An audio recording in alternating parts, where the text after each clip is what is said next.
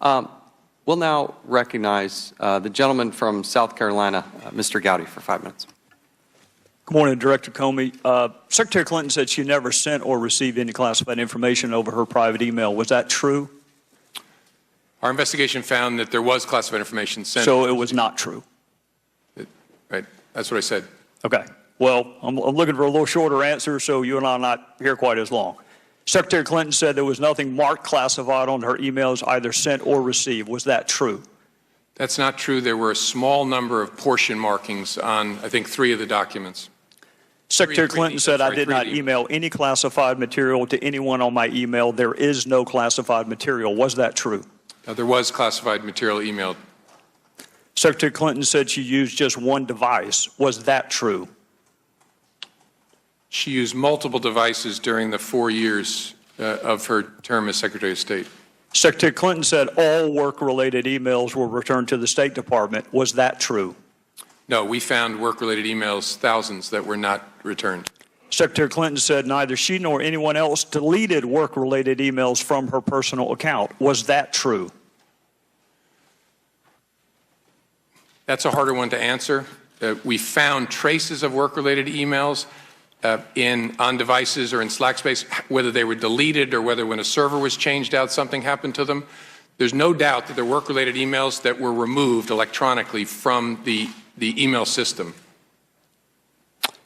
Secretary Clinton said her lawyers read every one of the emails and were overly inclusive. Did her lawyers read the email content individually? No.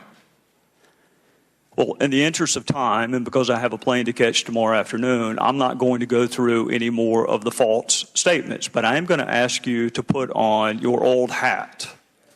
False exculpatory statements, they are used for what? Well, either for a substantive prosecution or for evidence of intent in a criminal prosecution. Exactly. Intent and consciousness of guilt, right?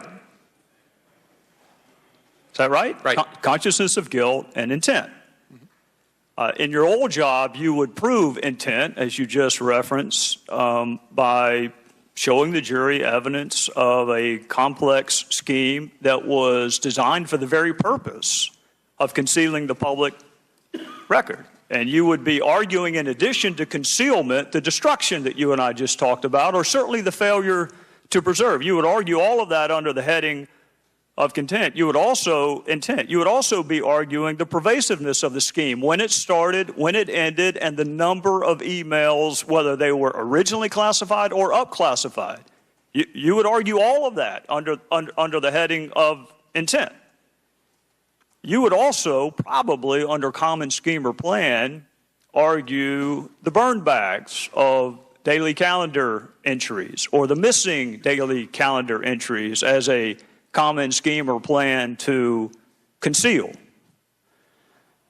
2 days ago, Director, you said a reasonable person in her position should have known a private email was no place to send and receive classified information. You're right, an average person does know not to do that. This is no average person. This is a former First Lady, a former United States Senator, and a former Secretary of State that the President now contends is the most competent, qualified person to be president since Jefferson.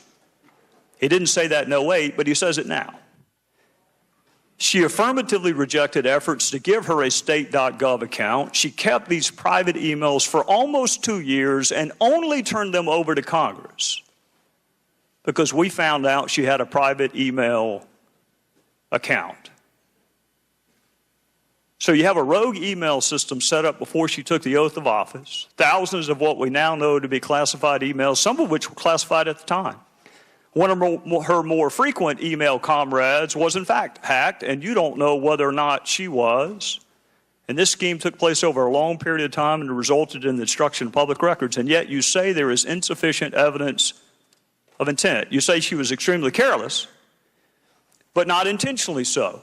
You and I both know intent is really difficult to prove. Very rarely do defendants announce, on this date, I intend to break this criminal code section. Just to put everyone on notice, I am going to break the law on this date. It never happens that way. You have to do it with circumstantial evidence. Or if you're Congress and you realize how difficult it is to prove specific intent, you will formulate a statute that allows for gross negligence. My time is out, but this is really important. You mentioned there's no precedent for criminal prosecution. My fear is there still isn't.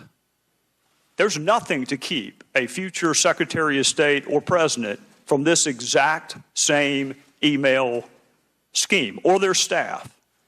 And my real fear is this. It's what the chairman touched upon. This double-track justice system that is rightly or wrongly perceived in this country. That if you are a private in the Army and you email yourself classified information, you will be kicked out. But if you are Hillary Clinton and you seek a promotion to Commander-in-Chief, you will not be. So what I hope you can do today is help the average person, the reasonable person you made reference to, the reasonable person understand why she appears to be treated differently than the rest of us would be. With that, I would yield back.